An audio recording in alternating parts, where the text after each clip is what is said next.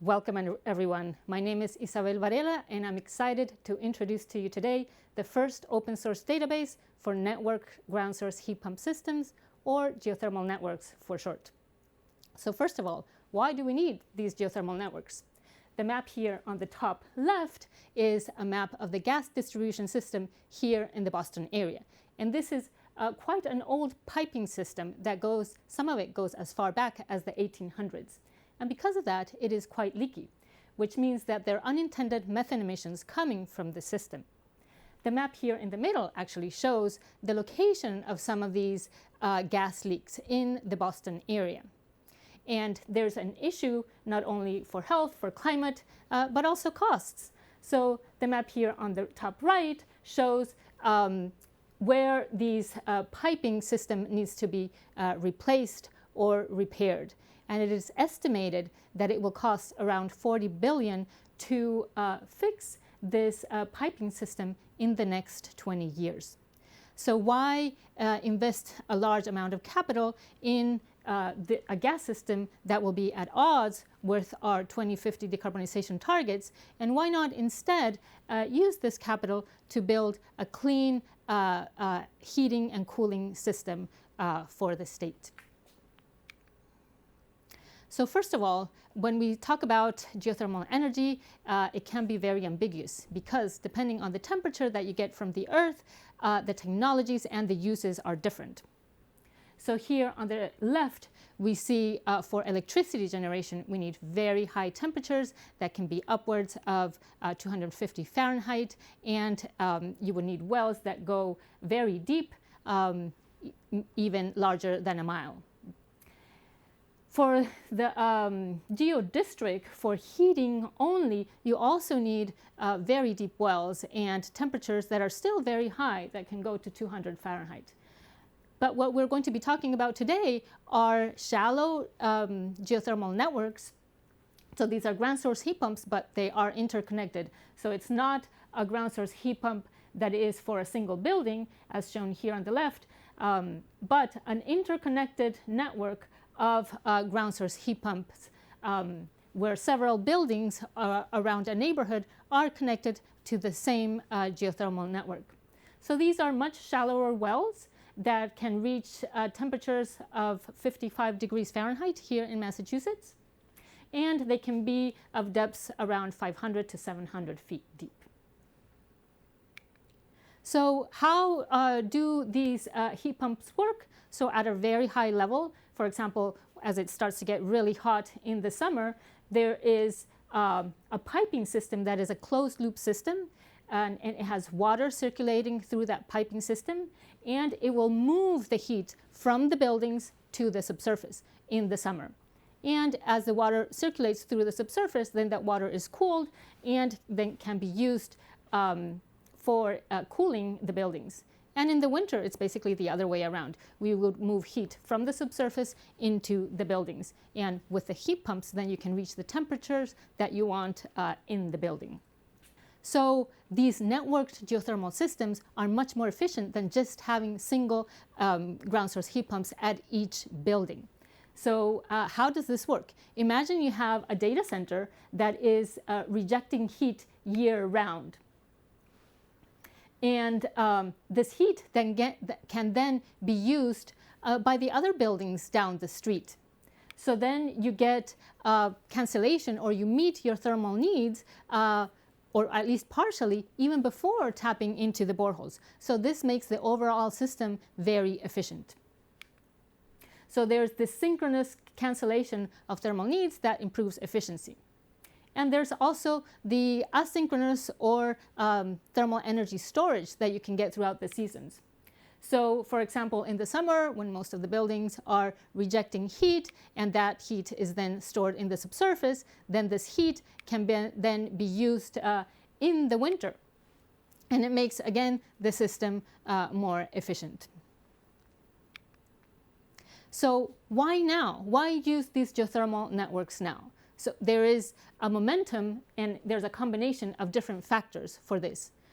First, there is a study that came out very recently on December 6th from the Department of Energy, led by Oak Ridge National Laboratory, that shows if you had 70% of buildings in the US with ground source heat pumps, what would be the impact not only on emissions, but also on the electric grid?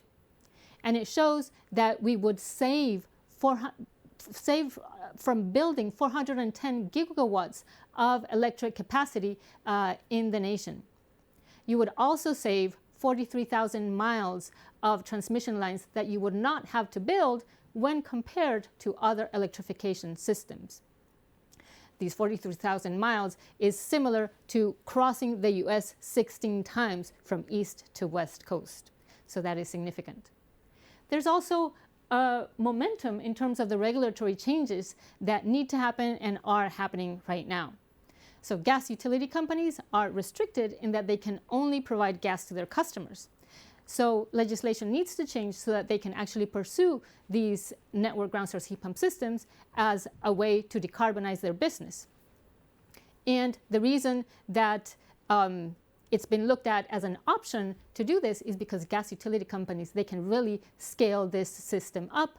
They installed the current gas system and they can scale these network geothermal systems at city, state, or national scales.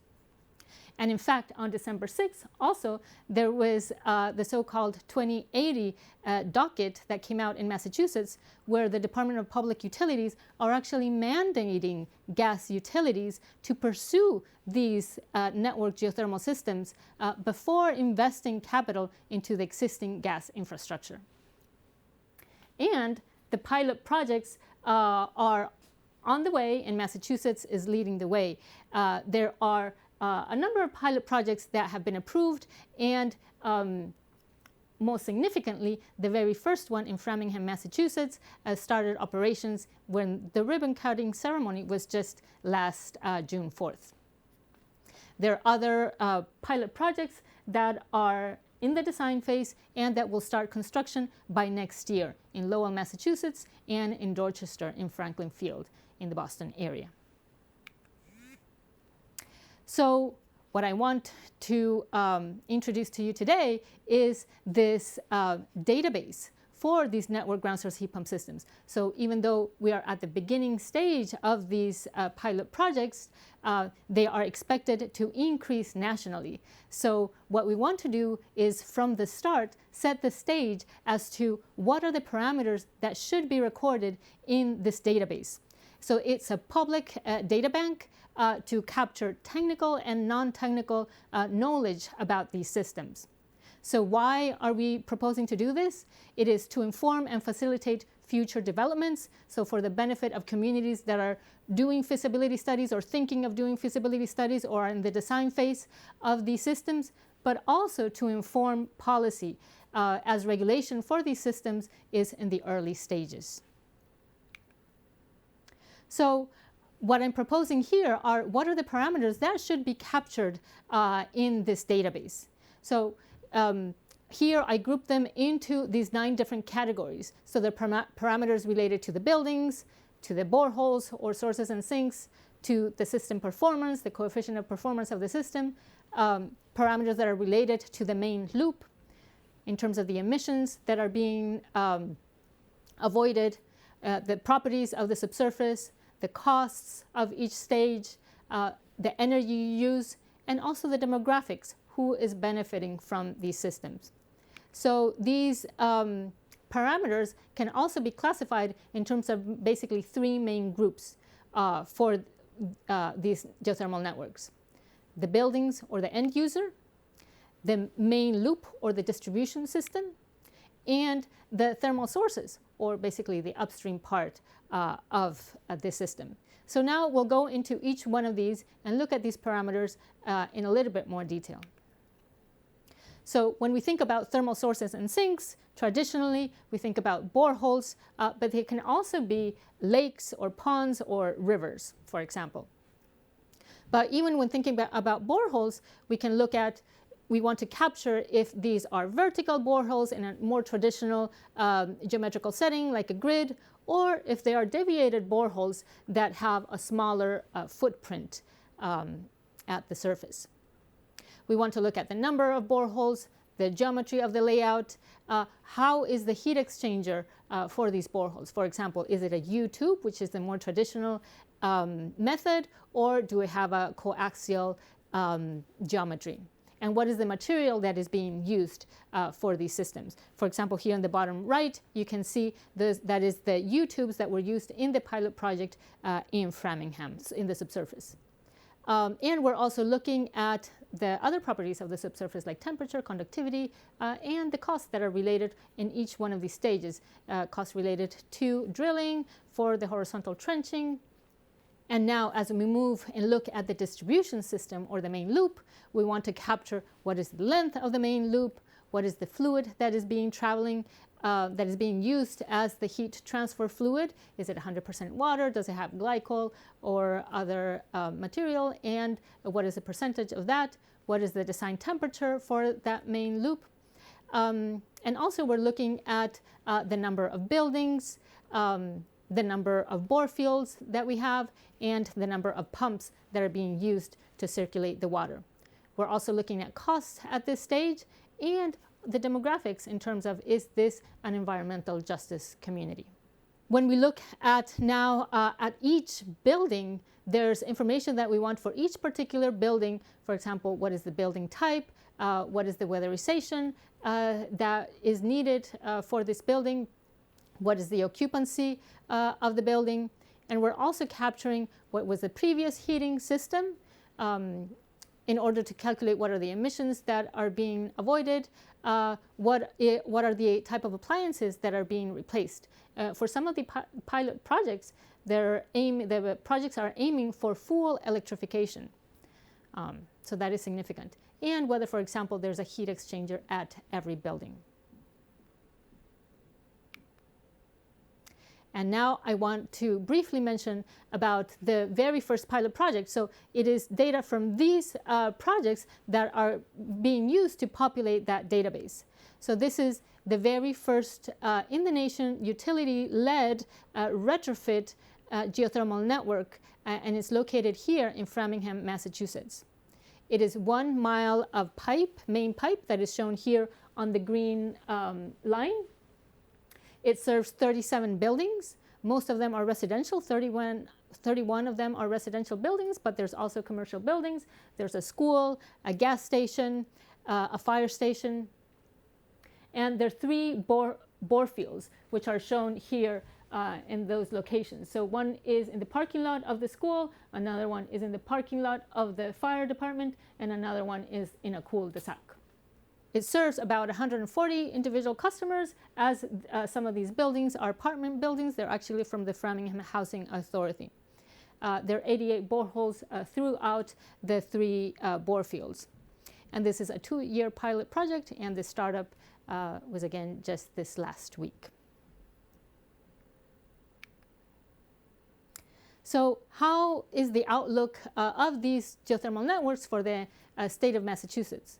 So HEAT, a nonprofit, has received funding from the Massachusetts Clean Energy Center and is funding the feasibility stage of 13 communities in the state that are shown here in this map to do these geothermal networks. So what about nationally? What is the outlook nationally for these systems?